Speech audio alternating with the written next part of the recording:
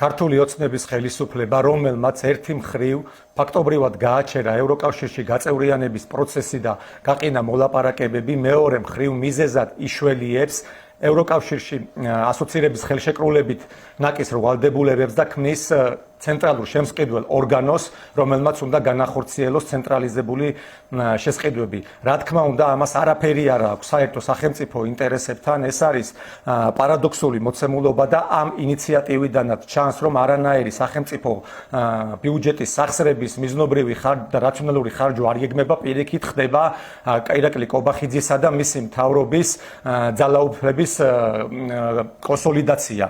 ჩვენ მივყვეთ თანმიმდევრულად რა არის აქ მთავარი პრობლემები. მთავარი პრობლემა ყველაზე ძირითადი არის ის, რომ ხდება 2 მილიარდი ლარის ერთხელში კონცენტრაცია, რაც გამოიწვევს იმას, რომ ვინც გააკონტროლებს ამ ორგანოს, ის გააკონტროლებს ბიზნესს. შეიქმნება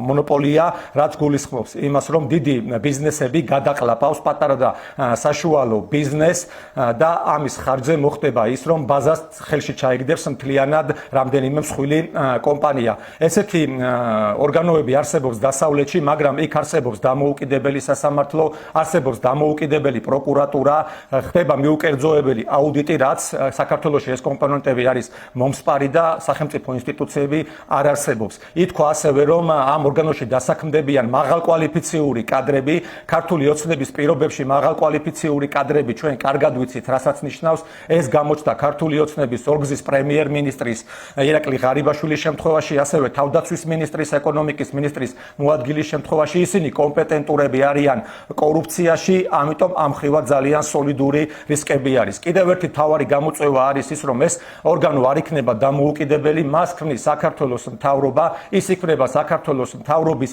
სტრუქტურაში და მას სრულად გააკონტროლებს ხელისუფლება.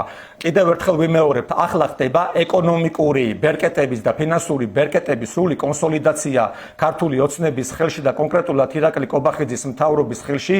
საქართველოს მოსახლეობას კარგად უნდა ესმოდეს, რომ ეკონომიკური თავისუფლების გარეშე არ არსებობს არანაირი თავისუფლება და იმ შემთხვევაში, თუ სახელმწიფო შესყიდვების უზარმაზარ ნაწილს 2 მილიარდ ლარს სრულად გააკონტროლებს ერთი ორგანო, ეს ფაქტობრივად მოსპობს კონკურენციას, გაზრდის სახელმწიფო სისტემურ რისკებს, ასევე გაზრდის, რა თქმა უნდა, ფასებს დისტანციაზე გააუარესებს ხარისხს და საბოლოო ჯამში მივიღებთ იმას, რომ ქართული ოცნება ფაქტობრივად აღარ დატოვებს სივრცეს თავისუფალი მოქმედებისთვის და საქართველოს თითოეულმა მოქალაქემ უნდა გაიაზროს ის, რომ აუცილებელია პოლიტიკური კრიზისის განსამახტად ახალი საპარლამენტო არჩევნები, რასაც ბუნებრივია სრულად უჭერს და მხარს ჩვენი კოალიცია ლელო ძლიერი საქართველო.